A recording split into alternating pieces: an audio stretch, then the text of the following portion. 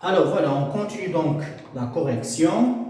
On est là, à ce niveau-là, soit H oméga, H d'affixe oméga, la projection orthogonale de O sur la droite AP.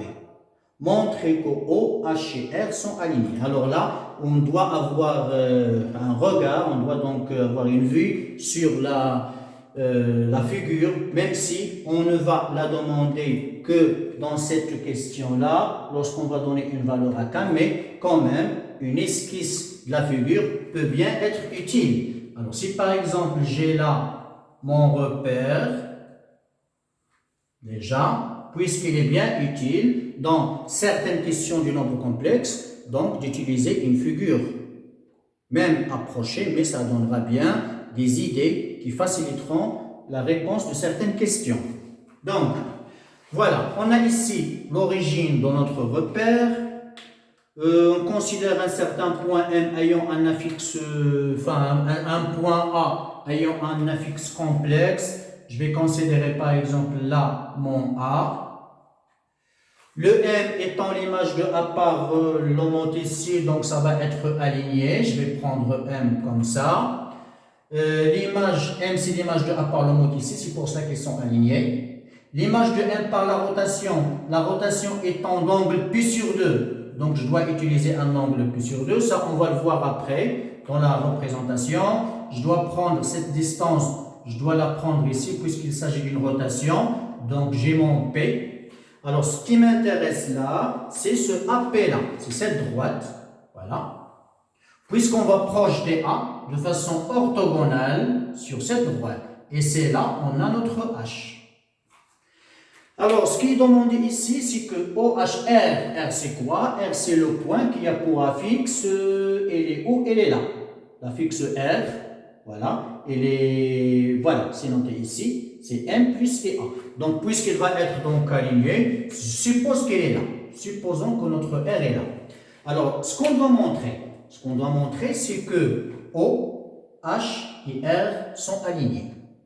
La première idée qui va nous venir à l'esprit, c'est d'utiliser la caractérisation du cours, la caractérisation de l'alignement, qui va donc demander de montrer la chose suivante, puisque c'est O, c'est H et c'est R. Donc, oméga moins 0 sur R moins 0, on doit montrer que ça appartient à R. Autrement dit, oméga sur R, on doit montrer que ça appartient à R pour pouvoir déduire que O, H et R sont alignés, sauf que on ne connaît pas ce H-là.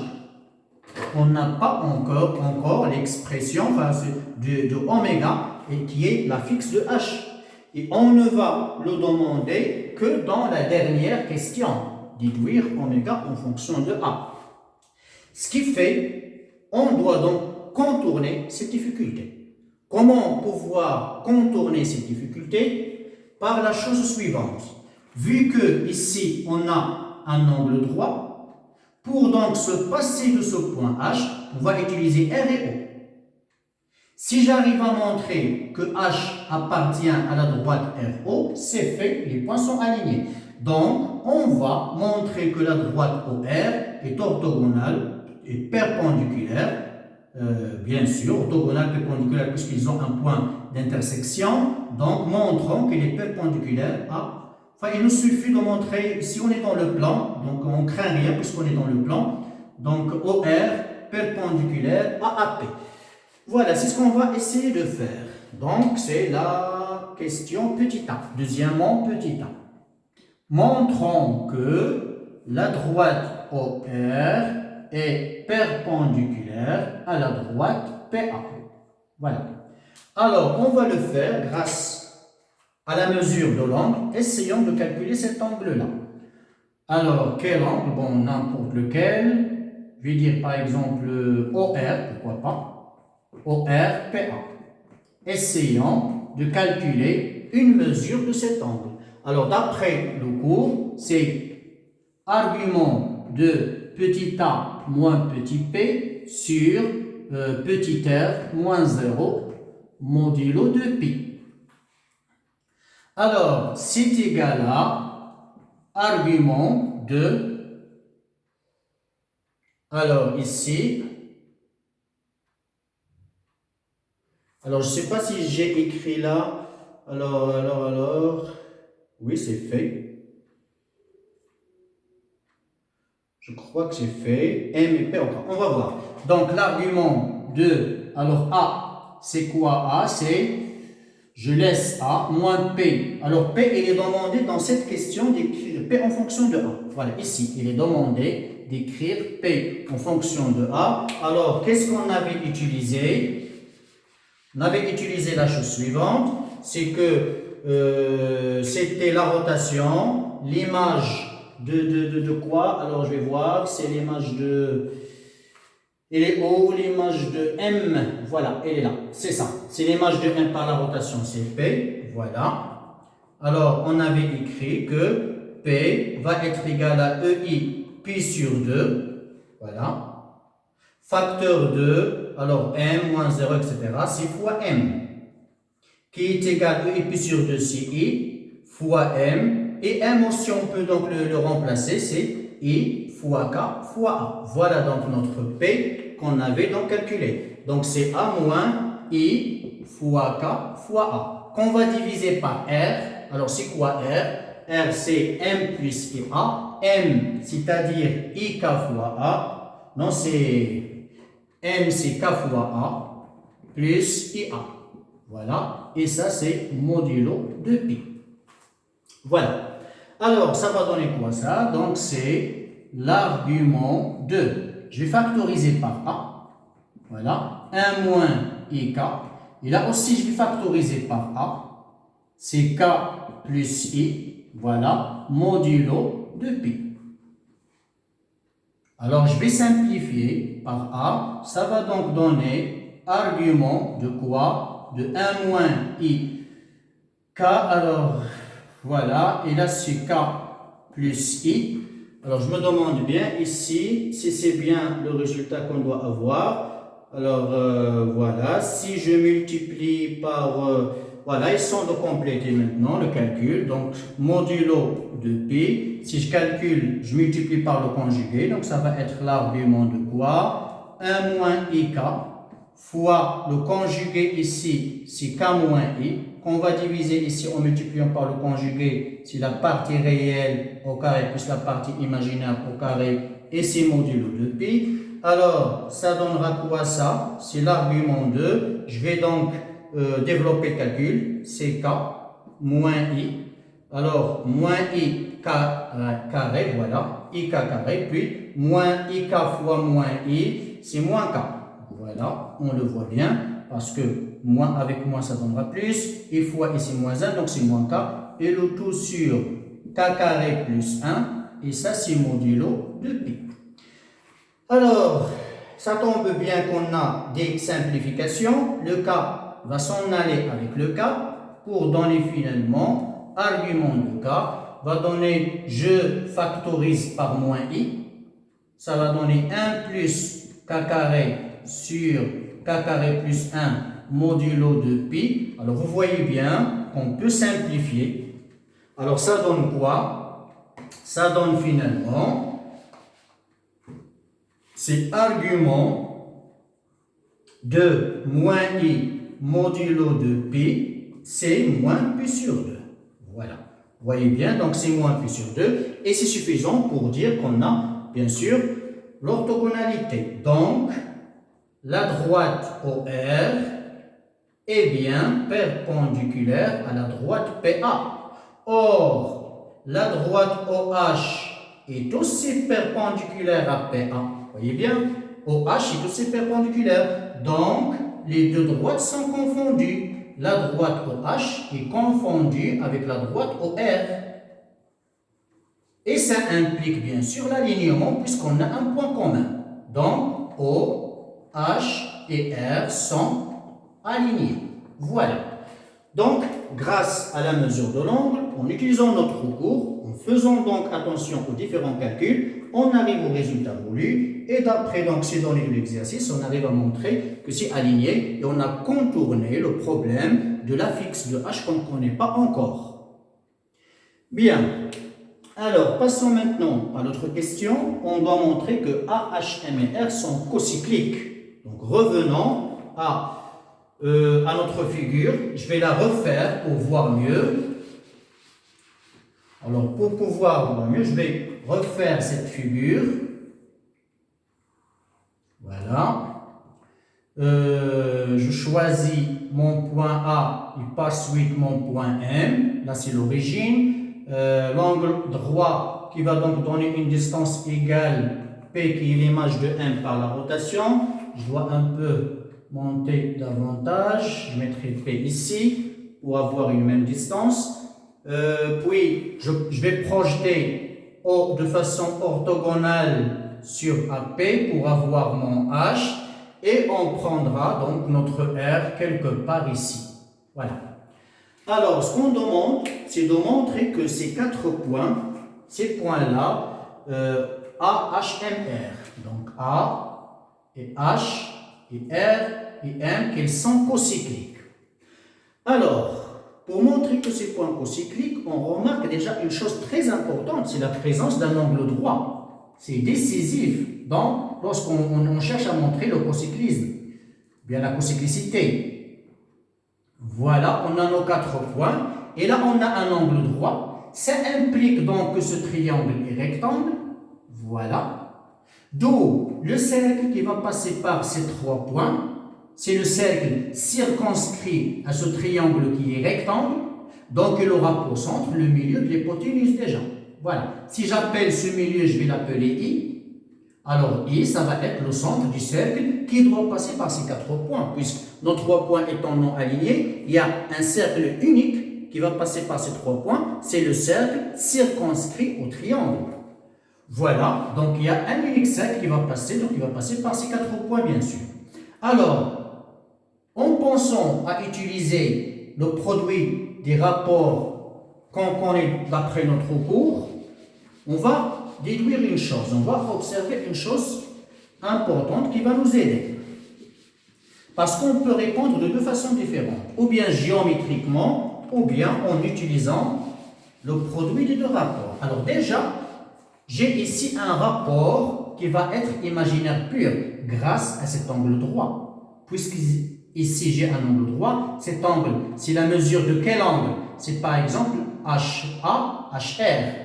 Donc le rapport que je peux construire à partir de cet angle HA, HR, c'est quel rapport? C'est R moins oméga sur A moins oméga. Oméga étant la fixe de H. On n'a pas à le calculer. Et on ne peut pas le calculer d'ailleurs puisqu'on ne connaît pas oméga. Mais grâce à cet angle droit, je peux déduire que là, il va être imaginaire pur. Donc je vais écrire ici, puisque HA est orthogonal ou bien perpendiculaire, on est dans le plan, à HR, donc le nombre complexe, bien je vais dire argument de, alors ce que je veux là c'est R moins oméga sur A moins oméga, elle va être égale à plus ou moins pi sur 2 modulo de pi. Puisqu'il y a un angle droit, donc c'est plus ou moins pi sur 2. Alors ça implique que R moins oméga sur 1 moins oméga appartient à R étoile. C'est un imaginaire pur non nul, bien sûr, ayant un angle droit. Donc ça donne un imaginaire pur non nul. Voilà, je vais noter d'où donc R moins oméga sur 1 moins oméga, je vais noter par exemple lambda i avec lambda différent de 0. Voilà, puisque c'est un imaginaire pur. Alors, le rapport donc, qui est correspondant à ce rapport-là, l'autre angle qui doit être droit, c'est celui-là. Mais vu, pour respecter l'ordre des affixes, pour appliquer de façon correcte notre cours, là, le R et le A, on doit changer l'ordre de leur apparition. Et là, j'aurai l'autre sommet, c'est M. Donc, calculons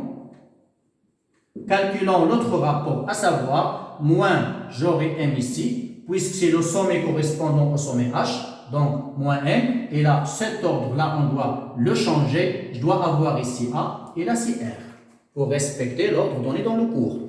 D'où, alors, A moins M sur R moins M, c'est le A, je le laisse, M, c'est quoi? c'est K fois A, voilà. Et la R, c'est M plus IA moins M. Ce qui va donner, donc c'est A facteur de 1 moins K sur le M, ça se simplifie, sur IA. Alors, je simplifie le A, donc c'est 1 moins K sur I. En multipliant par moins I, ça donne moins I. Alors voilà, en multipliant par moins I, ça donnera donc K moins 1 fois I. Voilà. Et qui est bien sûr un imaginaire. Alors ici, R moins M. Voilà, j'ai divisé par M moins M. Ça ne va pas être nul puisque A est non nul. Voilà, notre A est non nul. Donc on ne craint rien. Voilà, ça marche, il n'y a aucun problème. Donc ce K moins I, mais ce K moins I peut être nul. Et s'il est nul, ça appartient toujours à R. Voilà, ça appartiendra toujours à R. Donc c'est un imaginaire pur. Voilà. C'est un imaginaire pur. D'où je vais écrire le produit de ces deux rapports. Donc R moins oméga sur A moins oméga fois A moins M sur R moins M est égal à lambda. Et donc c'est moins lambda fois K moins 1 qui est bien un nombre réel. Et puis c'est un nombre réel, on craint encore, donc on doit éliminer l'alignement. Et comme O, A et H ne sont pas alignés,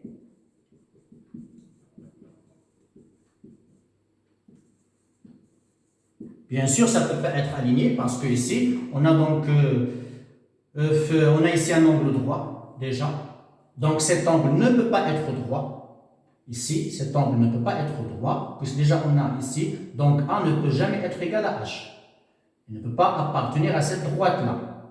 D'où, donc voilà, O et A et H, c'est pas O et H, plutôt donc je vais parler de A, H et R. A, H et R, c'est déjà un triangle, on le voit, c'est un triangle rectangle, donc ils ne sont pas alignés, donc nos 4 points, à savoir A, H, M et R sont cocycliques.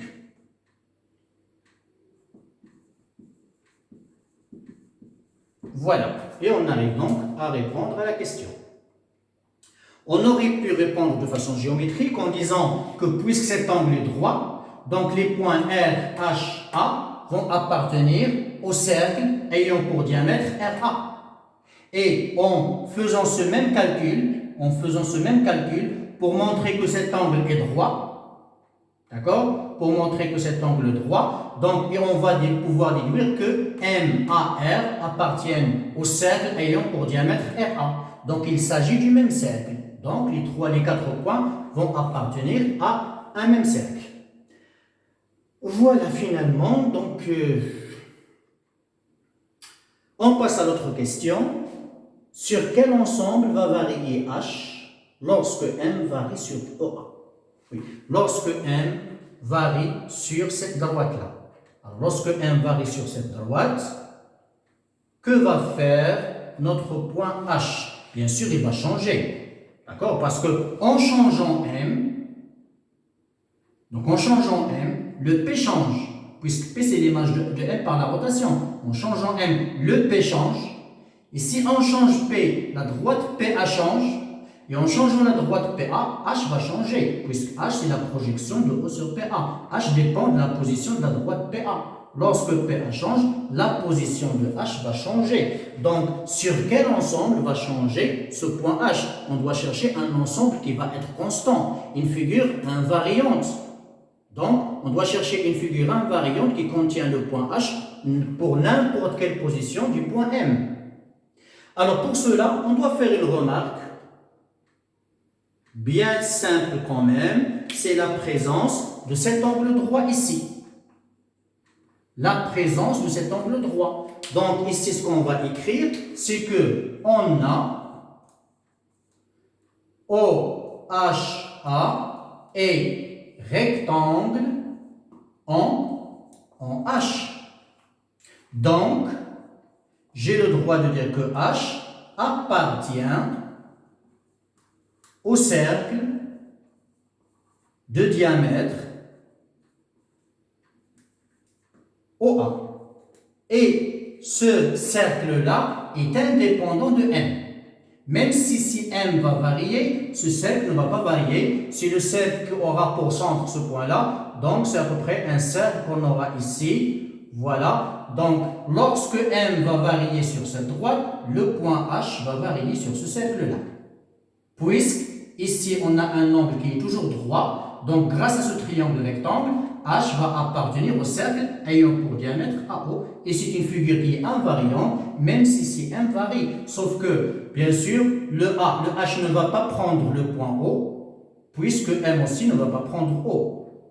Parce que lorsque M est ici, donc là, le P ne va pas être défini.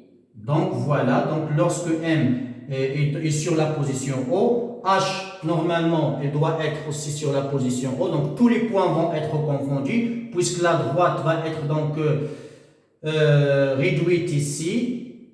Alors, la projection et le point P, il sera au bas, il sera aussi ici. Donc, ça ne va pas être défini. C'est pour cela qu'on élimine cette situation-là. M est différent de O. Voilà. Donc, ici, l'expression de la question, sur quel ensemble va varier notre point H? Eh bien, lorsque M varie sur la droite OA, H va varier sur le cercle de diamètre OA. Donc ici, H est donc ça. D'où comme conclusion, si M varie sur la droite OA en étant différent de O, H va varier sur le cercle de diamètre, voilà, de diamètre OA. Et voilà donc notre réponse. Bien, alors on passe maintenant à l'autre question, où on va traiter un cas particulier lorsqu'on va donner à K la valeur racine de 3. Alors, ce qu'on va, on va retracer une figure en essayant de respecter un peu les données.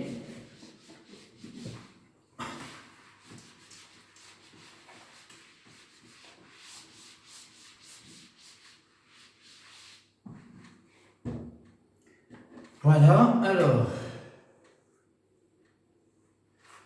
alors c'est la question troisième en petit a. On va retracer donc notre repère. Voilà.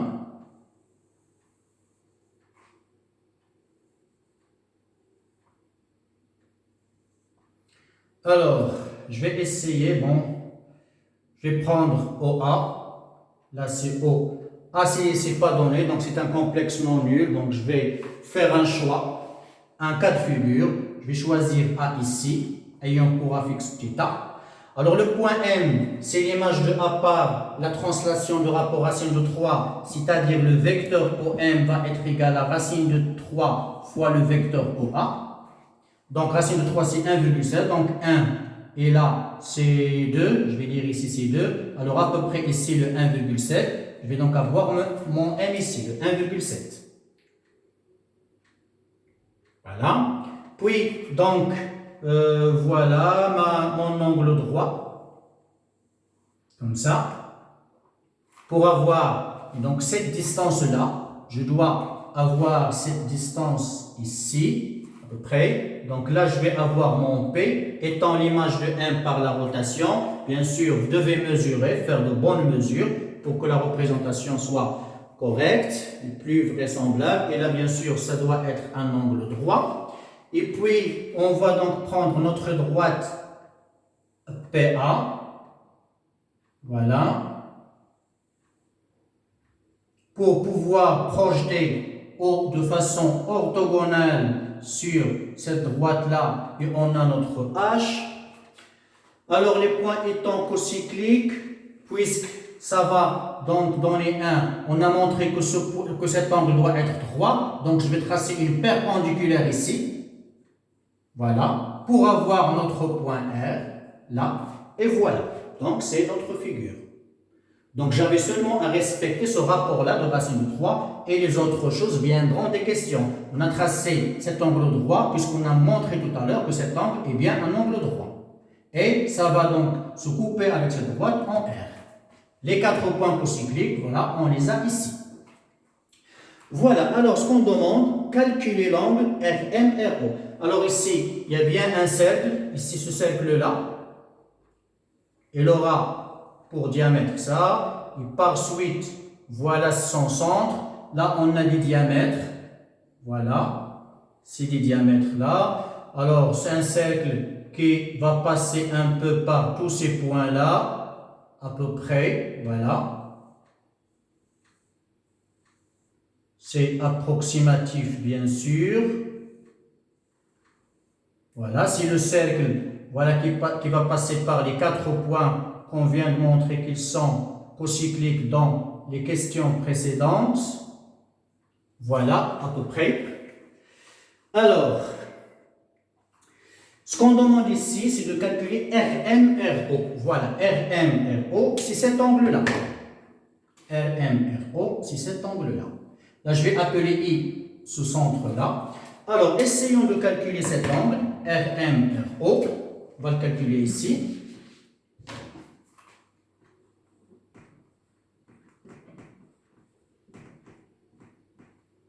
RMRO, d'après le cours, c'est argument de 0 moins R sur M moins R modulo de pi. C'est donc argument de moins R, c'est moins K fois A moins IA, sur M, c'est K fois A moins R, c'est moins M, c'est-à-dire encore K fois A moins IA, et tout ça, c'est modulo de pi.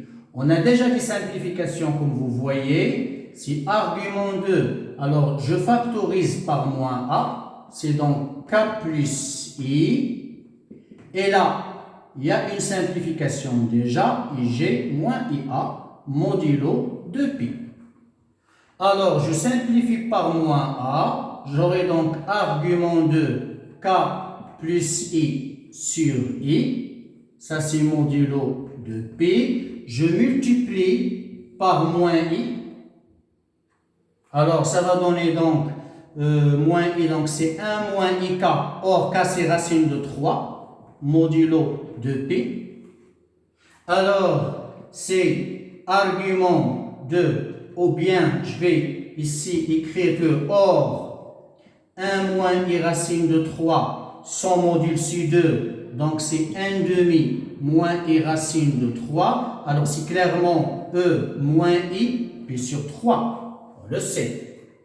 D'où, donc la mesure de l'angle RMRO n'est autre finalement que moins pi sur 3 modulo de pi, puisque nous on cherche l'argument. Et voilà donc on a la mesure de l'angle cherché. Après cette mesure, on nous demande de déduire oméga. C'est là qu'on va demander de déduire la fixe de H en fonction de A. Alors ici, pour pouvoir faire cette déduction, ce qu'on va utiliser, c'est, on va utiliser cet angle-là, cette relation qui va lier H avec M. Alors, remarquez la chose suivante, voilà, on est déjà dans le petit b, voilà. Donc, on a la chose suivante, on remarque que déjà, la distance IM est égale à la distance IH, puisque ce sont deux rayons du cercle. Et la mesure de l'angle IM-IH, figurez-vous, c'est quoi la mesure de cet angle? Eh bien, c'est moins 2 pi sur 3 modulo de pi. Et pourquoi? Parce qu'il y a bien sûr un lien entre cet angle et celui-là. Ça, c'est l'angle, un angle ayant son sommet appartenant au cercle. Et là, c'est un angle au centre. On sait bien que cet angle, c'est la moitié de celui-là. Ou bien celui-là est 2 fois celui-là. Puisque déjà on connaît moins de pi sur 3, alors le double, c'est moins de pi sur 3. Donc, IM égale à IH, IH égale à moins de pi sur 3. Donc, on peut dire que H est l'image de M par la rotation de centre I et d'angle et d'angle moins 2π sur 3. Voilà. D'où, pour avoir h, on doit utiliser l'expression complexe donc, de cette rotation-là. C'est ce qu'on va utiliser ici.